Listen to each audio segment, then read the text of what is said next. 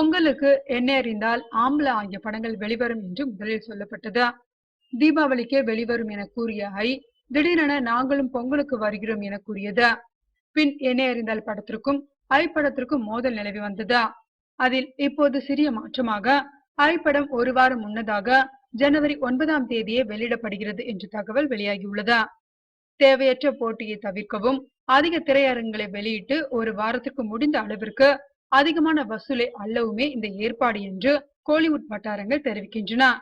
உலகம் முழுவதும் சுமார் 3000க்கும் மேற்பட்ட திரையரங்குகளில் படம் வெளியாகும் என்று எதிர்பார்க்கப்படுகிறது.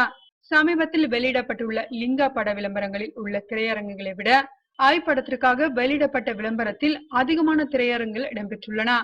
ஷங்கர் இதுவரை இயக்கிய படங்களிலே கடின உழைப்புடன் அதிக பொருட்செலவுடன் படம் தயாரிக்கப்பட்டுள்ளது என்பது குறிப்பிடத்தக்கது.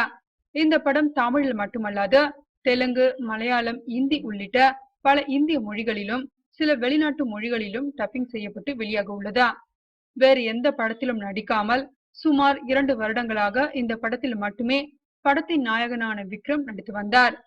ஏற்கனவே படத்தின் டீசர் 3 மாதங்களுக்கு முன் வெளியிடப்பட்டு இதுவரை சுமார் 80 லட்சம் பார்வையாளர்களை யூடியூபில் பெற்றுள்ளது. விரைவில் படத்தின் ட்ரைலர் வெளியிடவும் வாய்ப்புள்ளதாக தெரிகிறது.